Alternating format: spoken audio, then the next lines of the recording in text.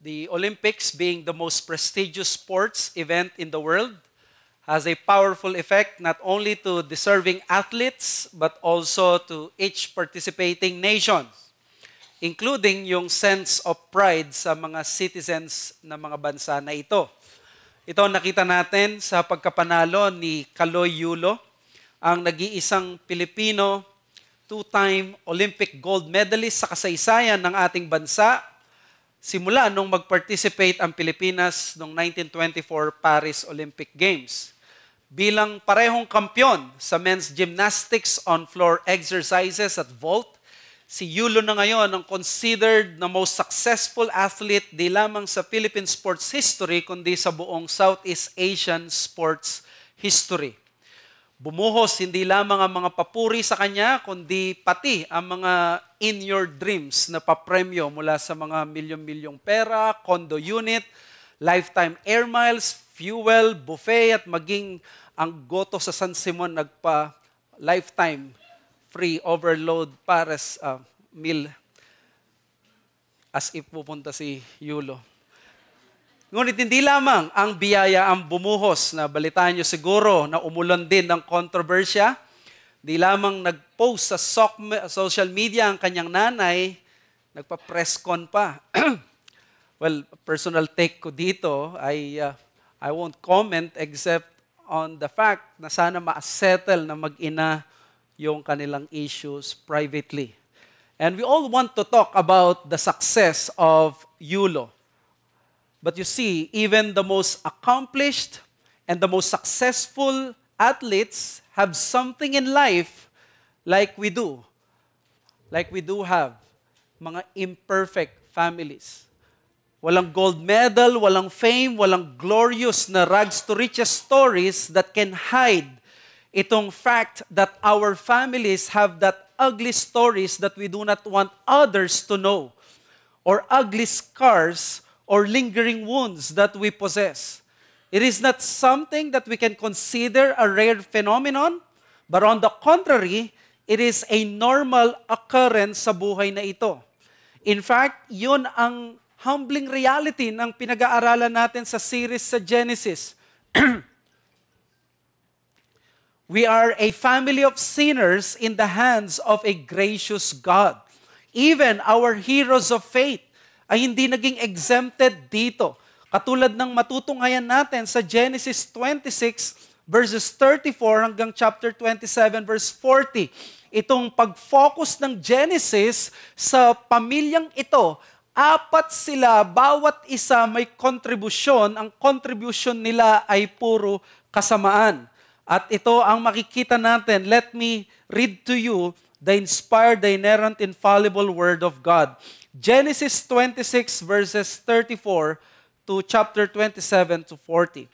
When Esau was 40 years old, he took Judith, the daughter of Beeri the Hittite, to be his wife, and Basemath, the daughter of Elon the Hittite, and they made life bitter for Isaac and Rebekah.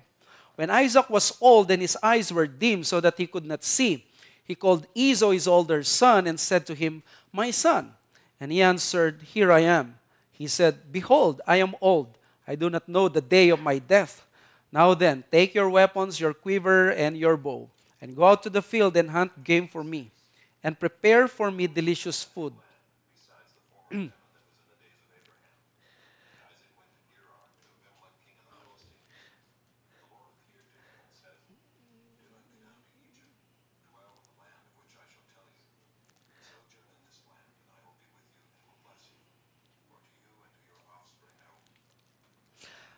Verse 4, "And prepare for me delicious food such as I love, and bring it to me so that I may eat, that my soul may bless you before I die." Now Rebekah was listening when Isaac spoke to his son Esau. So when Esau went to the field to hunt for game and bring it, Rebekah said to her son Jacob, "I heard your father speak to your brother Esau. Bring me game and prepare for me delicious food, that I may eat it and bless you before the Lord before I die. Now therefore, my son, obey my voice as I command you. Go to the flock and bring me 2 good young goats so that I may prepare from them delicious food for your father, such as he loves. And you shall bring it to your father to eat so that he may bless you before he dies." But Jacob said to Rebekah his mother, "Behold, my brother Esau is a hairy man, and I am a smooth man. Perhaps my father will feel me, and I shall seem to be mocking him and bring a curse upon myself and not a blessing." His mother said to him, "Let your curse be on me, my son. Only obey my voice and go bring them to me." So he went and took them and brought them to his mother, and his mother prepared delicious food such as his father loved. Then Rebekah took the best garments of Esau, her older son, which were with her in the house, and put them on Jacob, her younger son. And the skins of the young goats she put on his hands and on the smooth part of his neck. And she put the delicious food and the bread which she had prepared unto them and her son Jacob. So he went to his father and said, "My father." And he said, "Here I am. Who are you, my son?" Jacob said to his father, "I am Esau, your firstborn. I have done as you told me. Now sit up and eat of my game, that your soul may bless me." But Isaac said to his son, "How is it that you have found it so quickly, my son?" He answered, "Because the Lord your God granted me success." Then Isaac said to Jacob, "Please come near me, that I may feel you, my son, to know whether you are really my son Esau or not." So Jacob went near to Isaac his father, who felt him and said, "The voice is Jacob's voice, but the hands are the hands of Esau." And he did not recognize him, because his hands were hairy like his brother Esau's hands. So he blessed him. He said, "Are you really my son Esau?" He answered, "I am." Then he said, "Bring it near to me, that I may eat of my son's game and bless you." So he brought it near to him, and he ate, and brought him wine, and he drank. Then his father Isaac said to him, "Come near and kiss me, my son." So he came near and kissed him, and Isaac smelled the smell of his garments and blessed him and said, "See, the smell of my son is as the smell of a field that the Lord has blessed. May God give you of the dew of heaven and of the fatness of the earth and plenty of grain and wine. Let people serve you and nations bow down to you. Be Lord over your brothers, and may your mother's sons bow down to you.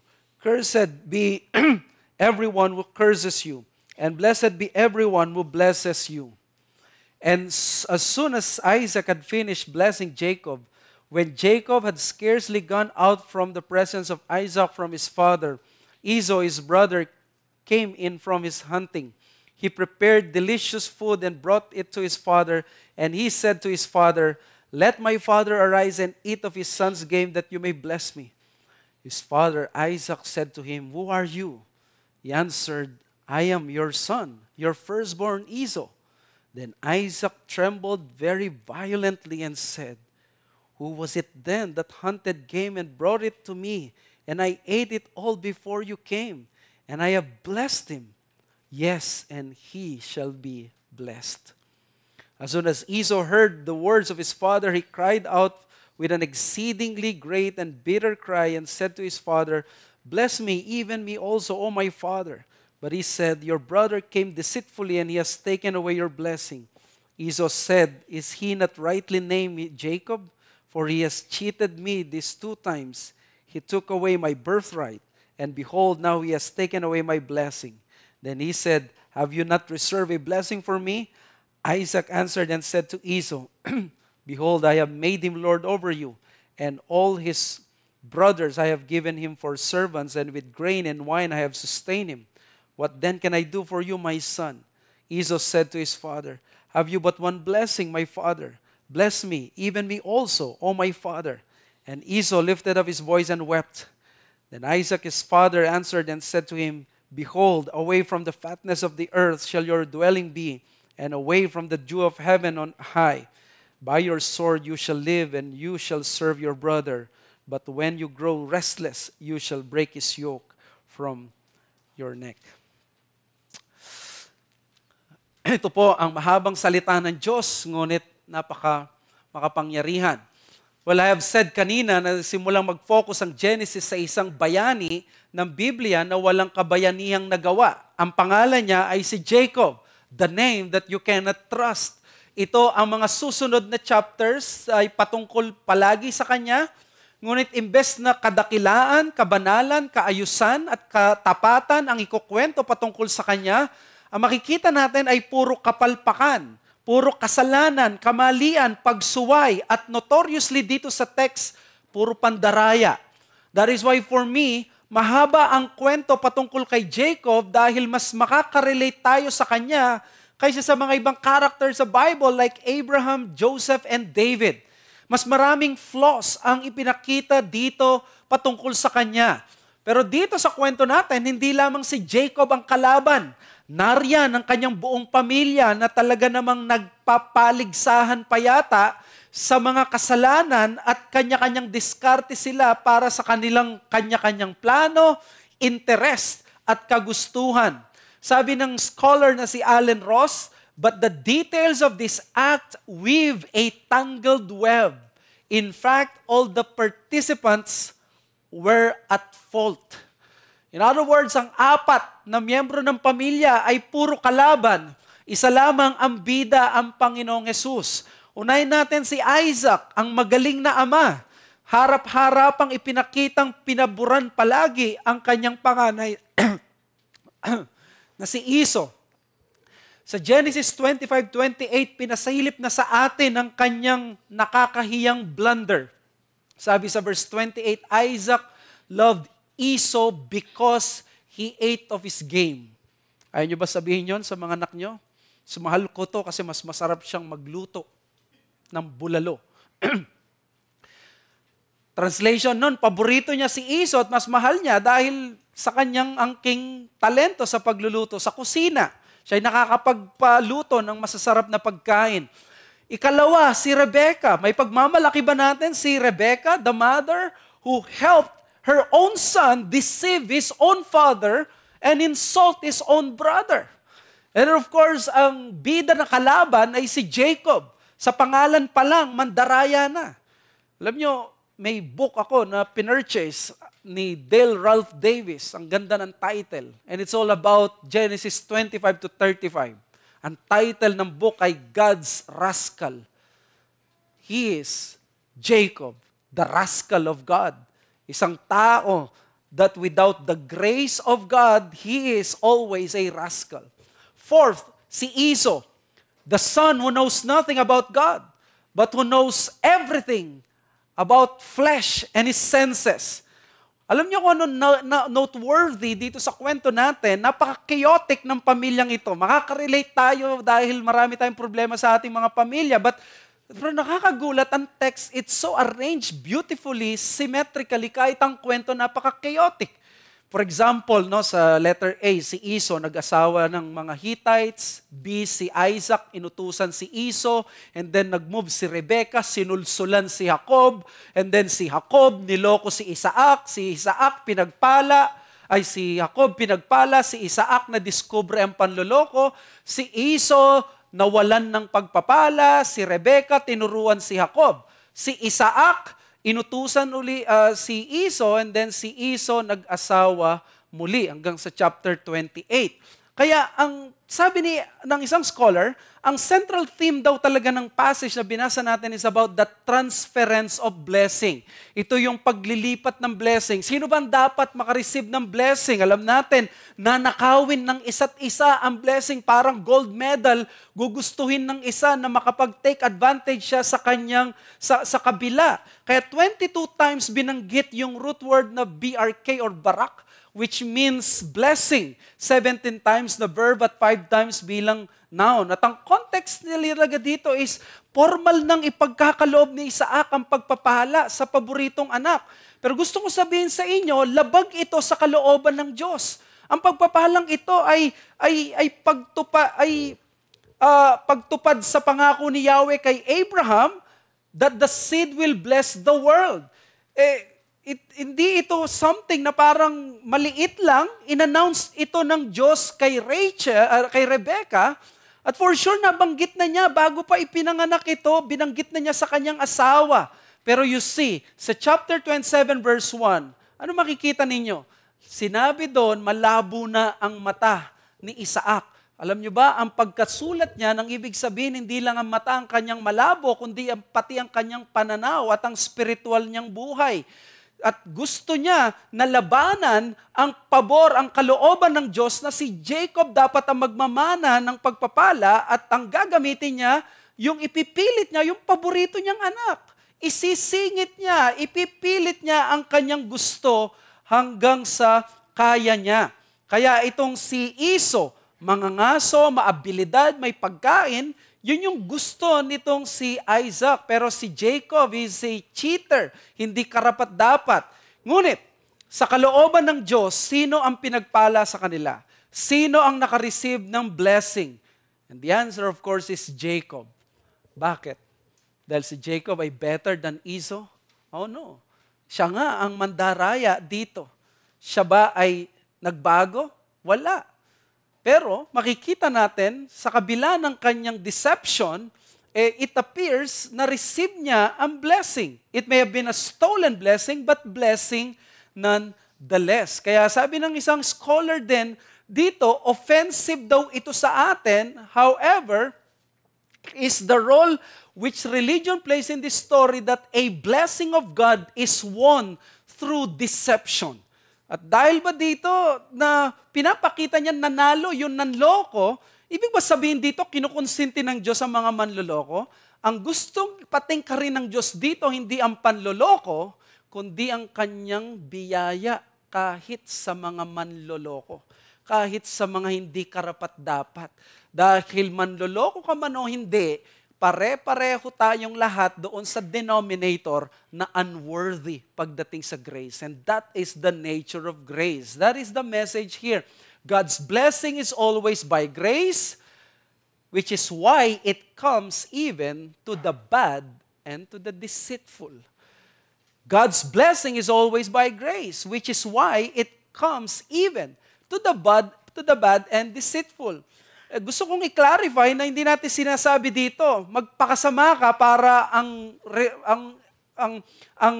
i-rip mo or yung anin mo ay pagpapala.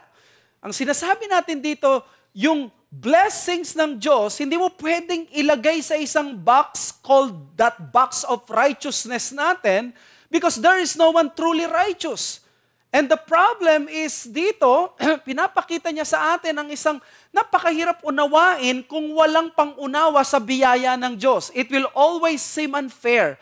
Pero makikita natin ang effect ng mga taong ito sa ginagawa nila, tinutulungan nila ang Diyos, niloloko nila ang isa't isa para mangyari ang kagustuhan nila, but the Lord will continue to do His mighty works of grace even to the undeserving. Siguro sa una, hindi kayo komportable. Grace comes to the deceitful, pero at the end of the day, when you come to think of it and your own sin, ikaw din ay isang tao na hindi karapat-dapat. Ikaw ay makasalanan, pero binisita ka ng biyaya ng Diyos. Kaya dito babalansihin natin, ano ang dapat na makita natin dito, that when grace comes even to the bad, ano yung mga necessary warnings na makikita natin na dapat i-take heed natin? Well, may dalawa lang akong simple na points dito. Number one, sinful gladness only leads to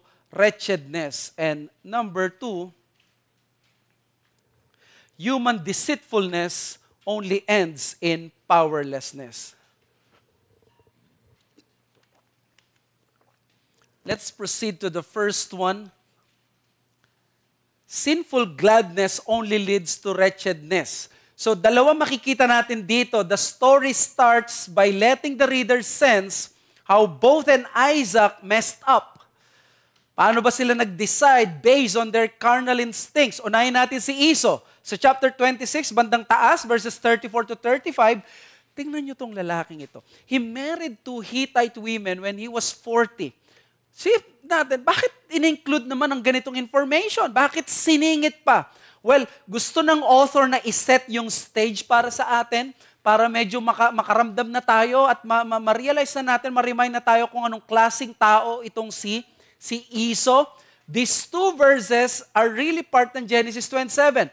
Pinapakita sa atin ang consistency ni Esau. Si Esau, consistent siya sa mga decision niyang makalaman. Na hindi talaga siya fit to be a receiver of the covenant blessings. Parang gusto ipakita ng author, kahit mandaraya itong si Jacob, hindi, mali yun, pero look at this man. Hindi siya talaga pwedeng maging steward ng covenant blessing because of his appetites. Oh, we don't know about these two women, but their names are enough for us at least to decipher yung pattern ng pag-choose nila ng sinful gladness, kung ano yung makakasaya sa kanilang laman, sa kanilang nararamdaman. First, marrying two women is so unnatural. Alam niyo ba kung sino sa Genesis ang binanggit na nag-asawa ng dalawang babae? This is not normal. There's only one man, si Lamech. Si Lamech, that evil character sa Genesis 5. Not even his father Isaac married two women. Hindi nga siya nag-asawa ng dalawa. Meron si Jacob, si Keturah, meron siyang Hagar, but iba yung pagkasabi na he married two women katulad ni Lamech. At ang unang pangalan na itong babae, si Judith, hindi ito yung pag kailangan mo ng bayaran yung bill mo. Judith means praised one. In other words, kapuri-puri. Kaya nga sabi nila, dito nang galing yung Judah, di ba? To praise. Kumbaga, pag nakita mo daw siya, yung ganda niya, pupurihin mo siya. Ito yung head turner.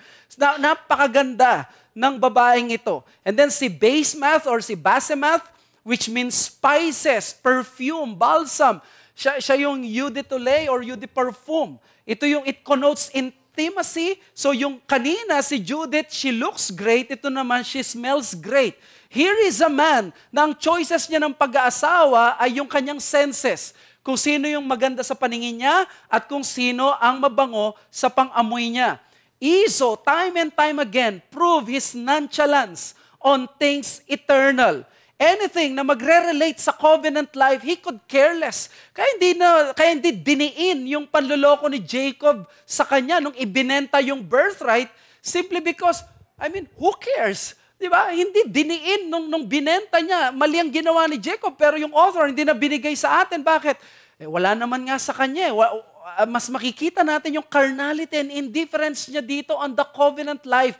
He is the perfect man who has this blessing, yet para sa kanya wala. He doesn't appreciate yung kanyang heritage na nandun siya sa pamilya ni Isaac.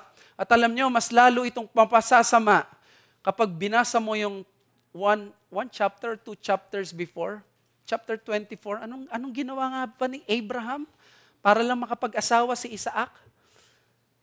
Sinugo niya yung kanyang servant 1,000 miles para lamang hindi makapag-asawa ng Hittite. And here is yung apo, si Esau, marrying not just one Hittite, but two. Talagang makakaiba to. And then ipapakita sa atin sa chapter 27 si Isaac. Sa simula pa lang, inintroduce na sa atin as someone who was old and his eyes were dim so he could not see. Hindi ito innocent reference lang sa kanyang old age. Ang paglabo ng kanyang mata sa mga scholars ay nangangahulugan din ng paglabo ng kanyang spiritual na mata. In other words, sa kanyang katandaan, over the years, nanlamig siya, he had lost his spiritual sensibilities. In other words, most likely 100 years old na siya dito. It was the perfect situation para lokohin siya at mag-commit ng colossal blunders ng marami. Hindi niya mapapansin at hindi niya man mahalata simply because, as the author wants us to see, mahina na ang spiritual discernment niya. Di ba kayo natawa kanina nung sinabi niyang, the voice is Jacob's, but the skin o yung kanyang kamay is Esau's. Kung ikaw anak mo yun, malalaman mo, di ba? Something is wrong. Pero sa kanya, wala. Hindi na niya nagtagumpay na maloko siya because, yes, he is blind, but he is blind more than one way. He is blind spiritually because he would still insist sa pagbibigay sa blessing kay Esau when in In fact, sa Genesis 29, it's very clear, God has already announced to his wife Rebecca via the miraculous ultrasound that the younger will serve the older. And some say si Isaac daw, hindi daw niya alam ito. Pero alam niyo, imposible ito, di ba? Kayong mga asawang babae, pag may in-announce ang Diyos sa inyo, hindi niyo sasabihin for 40, 60 years? Never. Natural, sasabihin niyo, wala pang 5 minutes, di ba? For sure, sinabi niya sa kanyang asawa. How can Rebecca keep her mouth for more than 50 years at hindi man siya sasabihan na, alam mo, Iso, kinausap ako ng Diyos, si Jacob ang magmamana. At nabalitaan mo, yung kwento ni Jacob, binenta nga ni Iso, yung kanyang birthright para sa isang bulalo. So, napakalinaw na alam ito ni Isaac, pero dito talagang tinawag pa niya si Iso. Sabi niya, take your weapon, your quiver, your bow. And we already know na talagang determinado itong mama na ito na gawin niya ang most Isaac thing possible.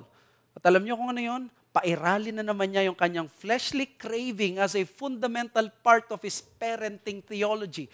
May parenting theology ito. At nakita na natin sa Genesis 25. Isaac loved Esau because he ate his game. In other words, ang kanyang parenting theology is, basta busugin mo ako, sure, good ka sa akin. Ganito itong si Isaac. Sabi ni R. Kent Hughes, in the intervening decades, something of Isaac's spiritual edge has dulled. Creature comforts have become center place of him as represented in his love for food. Ito na raw ang naging kasanayan niya, yung senses niya. Kasasabi lang kanina yung senses ni Esau. So sa verses 3 to 4, sabi niya, go out to the field and hunt game for me and prepare for me delicious food, such as I love, and bring it to me that I may eat. Inulit-ulit na naman yung excessive passion niya sa food that led him to make him dull as a father pagdating sa kanyang mga kids. So pinapakita dito ng author, this is how this father decides. Kayo mga tatay, paano ba kayo mag-decide? Gagawin nyo kung sino yung makakapagbigay sa inyo ng masarap na pagkain? Is that how you treat your children? But look at this, verse 4. That my soul bless you before I die. Alam niyo ba, interesting dito, ang subject dito is the soul. In other words, ang magbe-bless sa'yo, yung soul ko. Yung verb na bless, in other words, Isaac is expressing his desire. Gusto kitang i-bless mula sa kaluluwa ko. Ang sabi ng mga scholars, in other words, hindi lang basta from his heart. It is more than that. Gusto niya, i-bless kita ng lahat-lahat ng meron ako. Alam mo, Esau, determinado ako na hindi pakinggan ng Diyos. Hindi to mapupunta sa kapatid mo. Lahat-lahat ng meron ako, ibibigay ko to sa'yo. Kaya sabi Nahum Serna, isang Jewish author, Isaac summons from the very depths of his own soul all the vitality and energy at his command in order to invoke God's blessings upon his son. In other words, Isaac was determined to disregard lahat ng clear revelation and the will of God. Yung obvious red flags kay Esau that he was not the chosen of God. Na itong si Esau, kahit ibigay mo sa kanya yung blessing, he would not want it. He would not want the covenant life. But nevertheless, because of his sensual pride and ego, his carnal will wants to take over and still anoint the man who had just rejected God himself in everything that he does. But you see, the Lord will show na ang kanilang kagustuhang pagbigyan ng laman, that sinful gladness, will only lead to wretchedness. Pareho silang mapapahiya, pareho sila na may expose sa kanilang kasalanan. Now, there is a principle here that we should take heed. Decisions based on our senses and not on the will of God makes us unfit to covenant stewardship. Ito yung pinapakita kay Isaac at kay Esau. If we base our decision on our senses, sa ating nararamdaman, sa ating laman, not on the revealed will of God, that would make us unfit to covenant stewardship. Alam niyo kung meron pong clear dito that grace does not encourage us or condones us sa kasalanan, itong part na ito. Ano naging resulta sa decision and way of life ni Esau and Isaac? Hindi blessing, kundi danger lamang sa kanyang soul. Ang makukuha ni Esau ay ang karapat-dapat sa kanya. A scholar called it the anti-blessing. Nung binless siya ni Isaac, anti-blessing, away from the fatness, lahat negatibo, pero it's called a blessing. At ito yung napatunayan lamang na hindi naayon sa mga ganitong bagay si Esau. Kay Isaac naman na endanger ang kanyang family. Alam nyo ba sa simula sa Genesis 27 dito na magsisimulang magkawatak-watak ang mag-anak. Dito na magkakaroon yung first family feud. And that is because in the words of Dale Ralph Davis, Isaac places palate over promise. He is the patron saint of all who say, I don't really care what the Word of God says. I will follow my own feelings. I think nakuha ito ni Davis kay Derek Kidner when Derek Kidner said this beautiful statement na uulit-ulitin ko sa sermon na ito because they are so beautiful. Sabi ni Derek Kidner, his palate had long governed his heart. That is Isaac. His palate had long governed his heart. A heart governed by one's palate. Napakasaklap na sitwasyon. Napakahirap na katotohanan. For your information, mga kapatid, pag binasa nyo ang passage, ito lamang siguro ang isa sa few chapters sa Bible na makikita ninyo conspicuously, sinokay sa chapter na ito, ang 5 senses ng tao. The human senses. The sense of sight sa verse 1. The sense of taste sa verse 4. Prepare for me delicious food. Sense of hearing, verse 6. I heard your father speak. Sense of touch, verse 22. Jacob went near to his father who felt him. And panghuli, sense of smell, verse 27. See, the smell of my son is the smell of a field that the Lord has blessed. This is a chapter and passage about the senses. It is about human passions at kitang-kitang pinakita at pinairal dito nila na ang magiging basihan nila ng kanilang decision ay hindi ang kalooban ng Diyos kundi ang kanilang mga senses. And this is not only a problem of Isaac and Esau. This is a problem of every man, and including Christians. When we have these 5 senses, allowing them to take control sa atin. When lust takes over on our decisions and way of life, alam niyo mangyayari, we will begin to be dependent sa physical senses natin. Susunod-sunuran na lang tayo sa kagustuhan ng ating laman. We will then be willing na maging slaves or servants doon sa whatever we feel na masarap sa ating pakiramdam. But here's the great problem. Whenever we become slaves to our senses, we also become blind to what is spiritual and beautifully holy.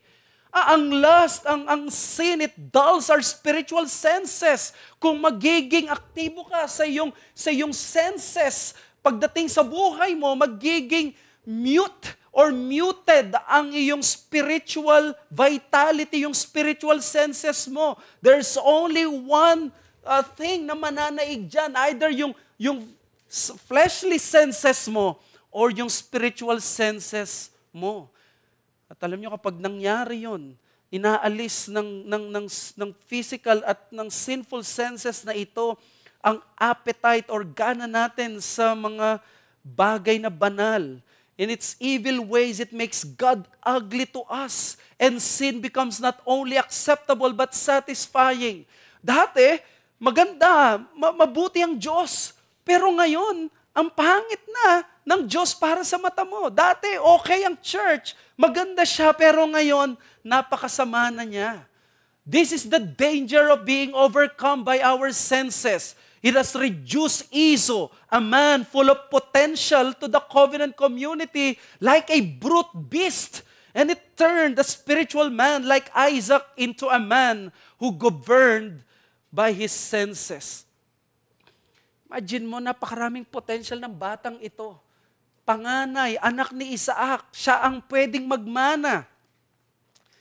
But he acted like a brute beast because he was overcome by his senses. His heart was governed by his palate. And that is what it will do to every one of us here who is offered the blessing of covenant life and covenant ministry. If we allow these senses to take part, to take lead sa atin, it will make us unfit to become stewards ng manifold grace of God. And it also endangers our souls. It pushes us farther away from the spectacular blessings of God.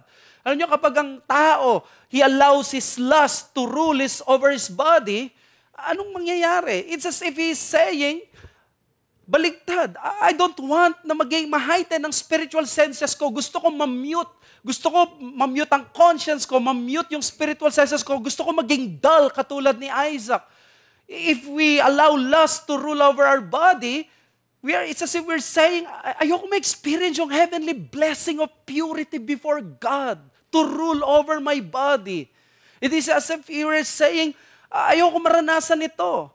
When a man lets his eyes being opened doon sa temptation or lies of pornography, it is as if he's saying, I don't want to receive the blessing of seeing women as sisters whom I need to serve with genuine love and friendship.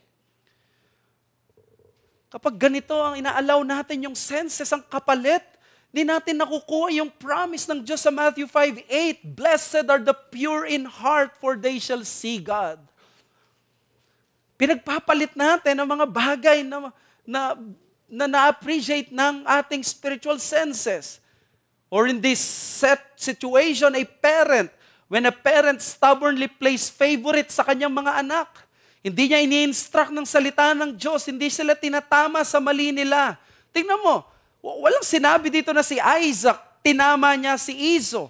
After ni-report sa atin na pinakasalan niya, nagkaroon siya ng asawa na 2 babae, ang sinabi is, anak, pumunta ka dito, paborito kita, ikaw ang gagawin kong tagapagmana. Look at this parent. Kapag hindi natin kinokorek ang ating mga anak, ini-instruct sila sa kanilang mali, it's as if we are saying, we don't want the blessing of seeing our children being obedient to God. Marami ngayon, puro positive reinforcement lang ang ginagawa. Maganda ang positibo. But Isaac failed doon sa side ng correction na dapat niyang ibigay kay Esau. Look at this, when a person allows his anger, yung envy, bitterness, govern his decisions in life, one day he will begin to lose the blessing of having a clear conscience sa harap ng Diyos at ng mga tao. Yan ang pinagpapalit mo kapag hinahayaan mo na mamuhay ang sama ng loob, ang bitterness, ang envy, ang anger sa iyong heart. You would lose the blessing of joy. Ayaw mo ba na maramdaman yung joy na mula sa Panginoon? And having a heart governed by one's palate may seem tantalizing and exciting. Alam niyo bang it is one of the hardest prisons to escape in this life from. Dahil ito, sa angkin niyang paglilinlang na habang pinagbibigyan mo siya, akala mo, nasusolusyonan mo yung problema, pero totoo, mas pinapalala mo ang problema mo. A good example of this is yung 14th century Duke sa Belgium. Dinepose siya ng kanyang brother na si Edward na nag-revolt against sa kanya. Yung banggitin yung name, baka isipin nyo ako si Brother Edward. but his name is Reynald II. Since kapatid niya, yung hari na dinepose niya, hindi niya to pinapatay kahit threat ito sa trono. Nakaupo na si Brother Edward. Pero alam niyo yung ginawa niya, napakagaling niya. Kinulong niya sa hindi isang typical na selda. What he did was truly surprising. Dinala siya sa isang room na walang lock. At nag-promise si Edward na lahat ng pag-aari mo dito sa kaharian mababalik sa iyo sa isang kondisyon. Labas ka lang ng room na walang lock, na hindi nakakandado. Siyempre, madali lang, di ba? Except for one catch. Si Reynald II ay heavyweight. At hindi niya kayang lumabas doon sa room, sa butas na nilagay makitid na lagusan. At para makalabas siya, ang kailangan niyang gawin ay simple lang. Mag-diet, calorie, low LCIF. But Edward, knowing his brother's appetite for food, ginawa niya every day, abundant food ang pinadala sa room. And guess what? Gaano kaya katagal siya napunta doon? Ilang weeks? Ilang buwan? Siguro marirealize siya, kailangan ko ang aking trono. Well, yung kuya niya, he stayed there for 10 long years. Sa isang prison na walang kandado, na pwede kang lumabas, kontrolin mo lang ang sarili mo. Of course, this is not a condemnation sa mga sizes at weights natin, mga kapatid, don't get me wrong. But on this matter of life and death, walang issue dito, walang usapan at debate. Kailangan niyang kontrolin ang kanyang sarili. But you see, this man has a heart and body that is governed by his appetites, by his palate. And it led to his senseless death. 1 year after na makalabas siya ng 10 years, dahil sa kanyang kalusugan, di na niya nakontrol, namatay siya. After 1 year na lumaya siya. This man is an example of Isaac and Esau, a man being controlled by his senses. But mas malaki ang problema kay Esau because yung senses niya ay yung senses ng laman, ng kasalanan. At dito, wala akong makitang bayani sa passage na to. I can only go back to the Lord Jesus Christ who refused to be controlled by the temptation of Satan. He was known as one na nag-deny ng indulgence na kanyang katawan. Kahit gutom na gutom siya 40 days, tinukso pa siya to turn the stone into bread. Pero hindi niya ginawa. If there is a person na maintindihan mo that he would turn the stone into bread, gutom ang Panginoon natin. But you see, ang kanyang theology is not indulgence of the body. He did not want his life to be governed by his palate. He did not want his heart to be governed by his palate. Kaya he knew there was something more important than food, than sex, than shelter, than money and power. And he said kay Satan sa Matthew 4:4, "Man shall not live by bread alone, but by every word that proceeds out of the mouth of God." In other words, Christ was ruled by the word of God, not by the desires of his body. Ayaw ito ng mundo dahil ang religion ng mga tao, wag mong pigilan. Yakapin mo yung sensuality mo. Yakapin mo ang tukso. Yakapin mo ang kahinaan at kasalanan. Ang masama ay mag-self-control ka. This is basically Freudian psychoanalysis. Ang napapasama ka kasi pinipigilan mo ang iyong id, yung ego. But Christ knows better. His example of self-control, purity of heart, and a life not driven by earthly pleasures brought redemption. Ang nangyari kay Isaac, gulo nung sinunod niya yung laman niya. Nangyari kay Esau, gulo, problema nung sinunod niya yung laman niya. Si Kristo, hindi niya sinunod yung nararamdaman ng kanyang katawan, kundi sinunod niya ang Ama, nagdulot ng kaligtasan. Saan ka pumili ka dito? Kanino ka lalapit? Kanino ka magsasubscribe? He offers the greatest blessing of all. Na sinabi ni Kristo, they who are slaves of the flesh would be slaves of righteousness. This is greater blessing than Esau. Esau missed that blessing, but you yourself is being offered the greatest blessing of all. Si Christ. Sa kanyang salvation and sanctification, He will be yours by faith in Him and His work. Kaya sabi ni Paul sa Romans 13 verses 13 to 14, di ba? Sabi niya, let us walk properly as in the daytime, not in orgies and drunkenness, not in sexual immorality and sensuality, not in quarreling and jealousy. but put on the Lord Jesus Christ. The solution to the flesh, the solution to our palates is not more rules or more laws. It is, of course, Christ using or defeating, fulfilling the law of God. Let me challenge you. Do not let your heart be governed by your palate, by making important life decisions as spiritual decisions. Alam niyo po ba kung bakit na-overcome tayo ng palate at anong patunay na na-overcome tayo ng palate natin? Kapag ang mga important decision ng life natin, hindi sila nagiging spiritual decisions. Evaluate mo yung desire mo ngayon. Do you decide for the sake ng selfish heart mo, indulgent lifestyle, or simply for the end goal of being convenient? Lead mo yung heart mo by making decisions according to the Word. Huwag ka lang basta tumanggap o tumanggi ng trabaho.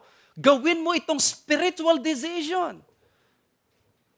Kung ang decision mo lang sa trabaho ay ganito, ganyan, it's because, yung convenience at yung sarili, yung selfish gains, one of these days, you will be trained to decide based on your palate kahit sa mga important decisions in life. But make it sure it is a spiritual decision when you're making spiritual or life decisions. Do not exchange the few minutes of fleshly indulgence to your sin at maging unfit ka sa covenant ministry. Ang gagawin sa'yo kapag naging yung senses mo, yung palate mo ang sinunod mo, dati you think of holiness as something beautiful and desirable.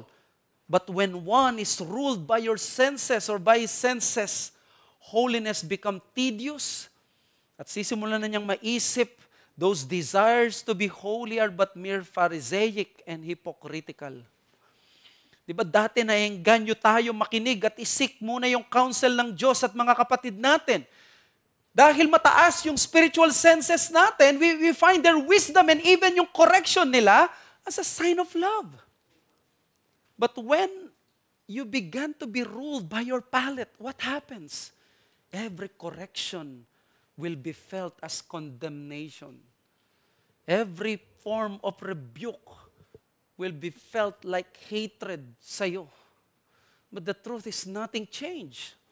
Hindi nagbago ang Diyos, hindi nagbago ang church, hindi nagbago ang mga kaibigan mo. There is only one who changed, and that is you. You have begun to be controlled by your palate. You have entertained the thought of being ruled by what you feel, by what you smell, by what you touch, by what you see, and by what you taste.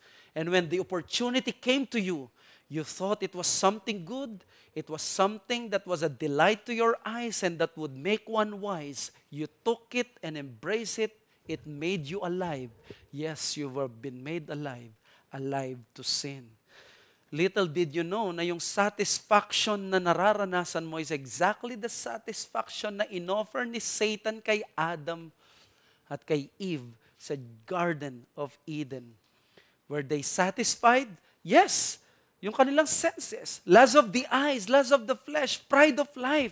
But it was not long before they became ashamed of themselves. Sumunod na yung paghihirap, kamatayan, katusuhan, kaparusahan. Ito yung blueprint ng sin. Akala mo mabubuhay ka dahil masaya, masarap, magandang pakinggan, nalalasahan mo mga bagay na pinagkait sa iyo ng Diyos noon.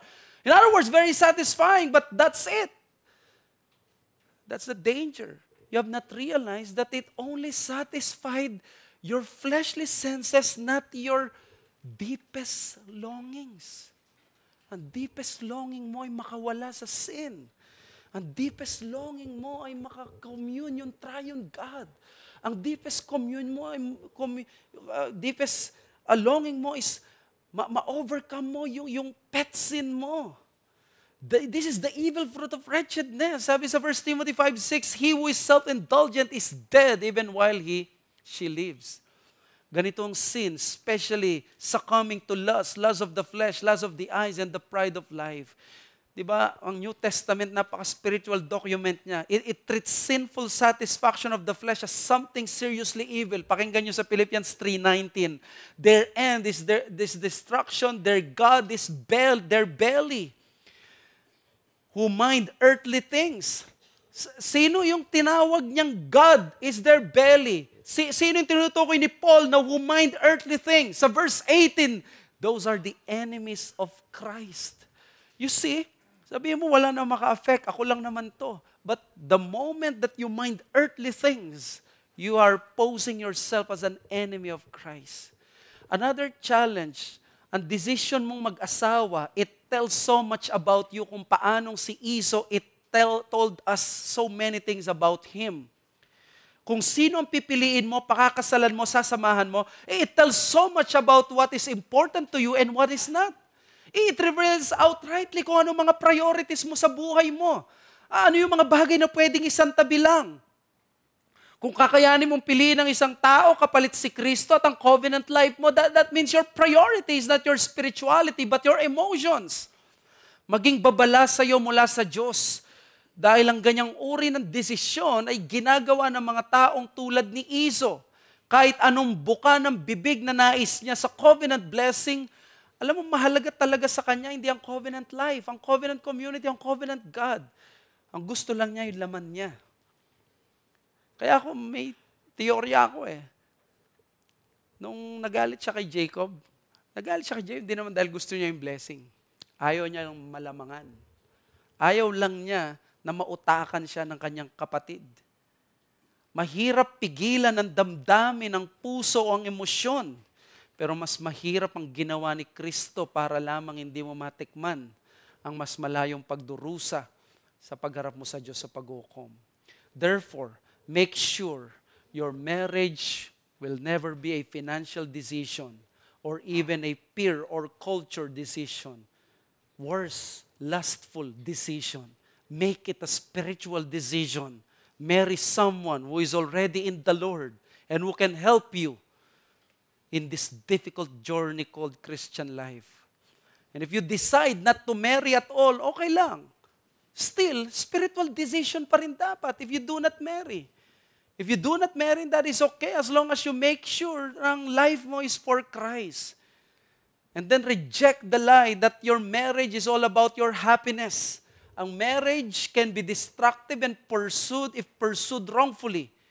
Those hasty at immature decisions motivated by lust and selfishness will make marriage intoxicating and even exciting at first. But later on, it will make your life bitter for you.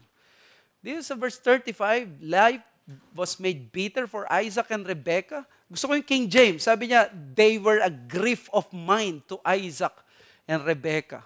Nakikita natin to, no? Kay Carlos Yulo, sa nanay niya, tsaka yung girlfriend niya. Sumabay pa si Annabel.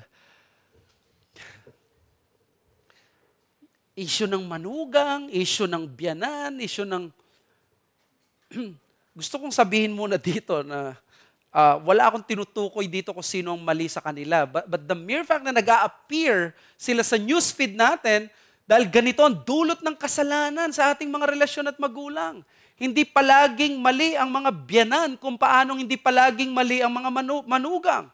But the warning is written on the wall. Huwag tayong mag-asawa according to our senses, brute senses. Make it a spiritual decision. Sabi ni Robert Murray McCheyne, doon nung umalis siya sa church at iniwan niya kay Robert Burns, nagkaroon na revival sa kanya, pero bago yun sinabi niya, take heed to thyself. Your own soul is your first and greatest care. Yun ang una mong iingatan, hindi ang ministry, hindi ang ibang tao, hindi ang anak mo, hindi ang iba. Yung sarili mo muna. Secondly, and I want to end here, human deceitfulness ends in powerlessness. Gusto kong ipakita sa inyo si Jacob at si Rebekah. They tried to deceive Isaac and they were successful, although hindi sila successful sa Diyos. Alam niyo itong 36 verses na ito, it will be very clear. 4 members ng Family Feud natin, wala sa kanila. They want to hijack the promise of God in their own selfish interest. Si Isaac, pinili pa rin, nireject ang Diyos. Si Rebekah, nung narinig niya, no, wala kasing privacy doon sa mga rooms, no, kasi tent, no, narinig niya, so pumunta siya, At na-realize siguro ni Rebecca, desperate times demand desperate measures. Maybe may naisip siya, ibibigay na sa isang anak, pero kailangan ko ng tulungan ang pangako ng Diyos. Most likely, confident si Rebecca na walang mangyayari kung pupuntahan lang niya si Isaac. Kailangan na niyang ilagay sa kamay niya ang pangako ng Diyos. Sa verses 5 to 10, ni-reiterate ni Rebecca kay Jacob, nasabi niya, ito yung gusto ng tatay mo, gusto niya ng masarap na pagkain. Tingnan mo, kompleto rekado siya. Alam niya yung recipe pala ni Iso, no, na ilagay niya. Tapos, na-rediscover ko, si Rebecca, no, cosplayer, nagawa niya ng paraan na pasuotin, no? ng costume na di mahalata naman. Alam niyo, sa totoo lang, habang pinag-aaralan ko to, kung nangyari ito sa 2024, tatawanan natin sila. Sabi, CGI na lang kayo. Parang, di ba, yung tatay, parang, ba't siya nalusutan? Sarili niyang anak, kilala niya yung boses niya. Di ba? Ako, anino ko pa lang nung anak ko, alam ko na kung sino. Kasi slim yung isa busog. So alam ni Rebecca, the intention of Rebecca is in verse 10, so that he may bless you. And then verses 11 to 13, si Jacob, he refused, sabi niya, ayoko, pero hindi dahil for righteousness siya, ayaw lang niyang magalit yung tatay niya at mapahiya siya. And then sinabi dito, si Rebecca, sabi niya, akong bahala. Ayun, ginamit na niya yung kanyang costume, and it happened. Ito yung pandaraya, yung panloloko sa kanya. And he knew it was the voice of Jacob, but later on, napaniwala na hairy yung arm ng cosplayer na ito. And then, verses 26 to 29, Isaac finally gave the blessing to Jacob, yung chosen recipient. Since maraming beses ginamit yung word na blessing, may 4 elements dito sa blessings. Smell of the field, fertility of the field, Lord over his brethren, protection. Lahat ng ito blessing. Pero ang gusto kong ipakita sa inyo, nag-succeed ba sila? The answer is no. Sabi ni Marcus Dodds, the fate of all such attempts to manage God's matters by keeping things dark and misrepresenting facts, sabi niya, yung wicked interference na ginawa nila, they gain nothing. You know why? Dito, magagalit si Iso. Gusto niyang patayin si Jacob. Si Jacob, lalayas na sa bahay nila. At alam niyo ba na hindi na makikita ni Rebecca ang sarili niyang anak dahil sa gagagawan niya. Mamamatay na siya. Si Jacob, nandun pa sa malayo. Si Isaac mamamatay. Si Iso, mas lalong mapapasama. What is the point here? Stealing the blessings of God through our deceitful manipulation can be successful not because of it, but despite it. In other words, what do you think? What would happen kung si Rebecca, si Jacob, hindi nila ginamit yung deceitfulness at naghintay sila sa kalooban ng Diyos? Do you think mangyayari yon? The answer is yes. Secure na doon sa Genesis 25 pa lang. Sinabi na the younger will serve, the older will serve the younger. Pero pinakita ng Diyos dito, no, si Iso, yung birthright, God does not need their help. Hindi siya powerless sa mga ginagawa niyang promises. And many of us are like Jacob and Rebecca. We may believe that God is a God of promise, but we cannot conceive that without our micromanagement. We boldly proclaim yung promises. Kaya ng Diyos, but you cannot protect those promises. Kailangan nandun ang resources ko, galing ko, schemes at kamay ko. Pero dito lumilitaw yung scheming actions ay enemy pala ng faith. I want to end dito sa verse 33 that for me, this is the most moving, this is the most important verse ng Genesis 27. Alam niyo ba, sabi sa verse 33, then Isaac trembled very violently. Nung dumating si Esau, bless mo ako. Sabi niya sa verse 33, pakinggan niyo po, then Isaac trembled very violently and said, who was it that hunted game and brought it to me, and I ate all before you came, and I have blessed him? Yes, and he shall be blessed. Take note of those 6 words. Yes, and he shall be blessed. Thank God for those last 6 words ni Isaac. Si Isaac, he also had his own scheme. Ayaw niyang patalo. Ipinaglaban niya ang anak niya, si Esau, hanggang sa dulo. Kahit shameful disobedience pa, si Rebecca ay ganun din naman, pati ang mga anak. But what is truly sobering and really humbling dito sa verse 33 na ito, here is the fact na yung sabi ng scholar, nung na-realize daw ni Isaac na natuklasan niya, na nautakan siya ni Jacob, ang sabi doon, he trembled very violently. He knew kung ano yung nangyari. He knew kung anong ang kapalit noon. But before he ended these words, look at that. He confessed in heartbroken humility and powerlessness. He said, yes, and he shall be blessed. My translation, if I am Isaac, sinikap kong lumaban, pero hindi ako nanaig. Hindi kay Jacob, kundi sa Diyos. Ginawa ko ang lahat para maisakatuparan ko ang aking plano, pero in the end, hindi ako nagtagumpay.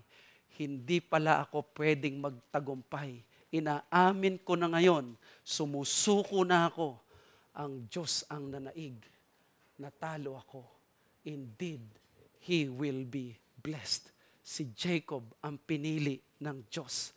Enough of my own will, my personal schemes. Sabi ni Dale Ralph Davis, ang stubbornness daw ng Diyos na ito is an immense comfort sa atin because it only means there's nothing in this world that can stop yung program ng Diyos. Not even yung rebellion ni Isaac, not even yung kanyang rejection sa revelation at the skillful machination and deceptive manipulation ni Isaac. Not even yung human stupidity ng pamilyang ito. We may push God into the limit of His patience, but we will always end up pushing an immovable wall. We will only end up kicking against the pricks. Hindi mo pwedeng labanan.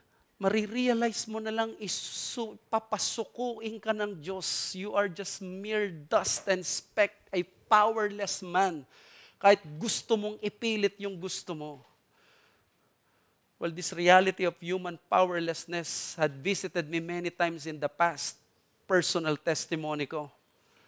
But nothing can be compared the greatest and the most concrete display of powerlessness sa amin ni Clay nung last Wednesday. Doon kami sa Robinson Star Mills for the second ultrasound. While Clay was undergoing the procedure, I managed to be there by her side, separated ng isang dark curtain. Yet in front of me, isang 24 inches monitor where our third child appears. Motionless, lifeless, walang heartbeat. At doon, the second time around, we were convinced we really lost him or her. And I have to tell you, I've never felt so powerless in my life. And habang nakikita ko yon at ginagalaw nung sonologist, I was talking to God and to the baby, and back and forth. And I said, I'm sorry anak, wala akong magawa. But we have to let you go. Yung sakit na wala kang magawa, just to see your child,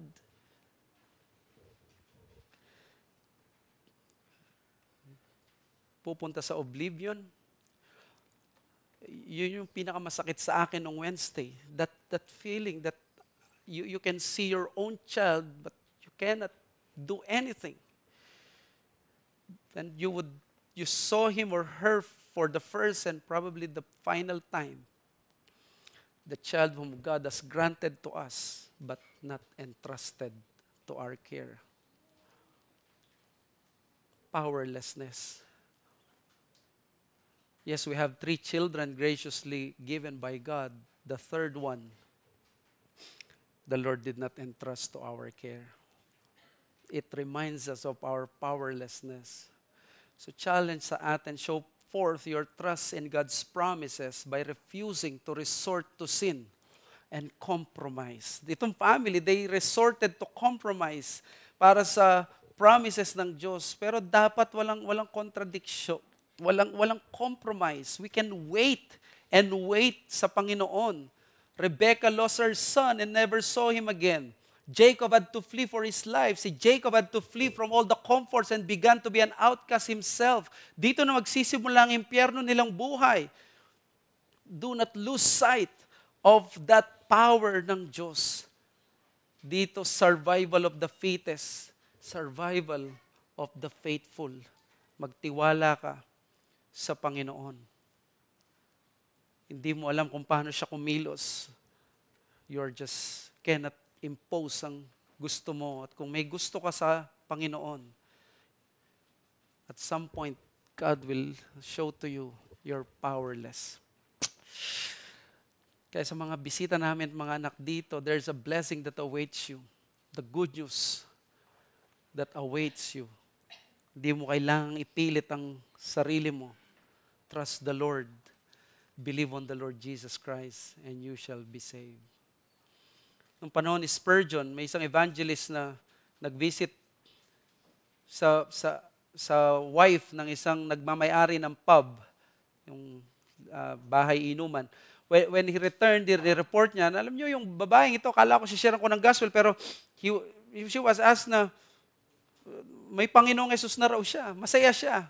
In-inquire ng evangelist, paano mo nalaman? Paano ka na-convert? Sabi niya, pinakita niya yung torn piece of paper. At yung evangelist, ni-recognize niya, American newspaper to, Nottingham to. England. At sabi niya, ito yung sermon na ginamit ng Diyos, the sermon of Spurgeon.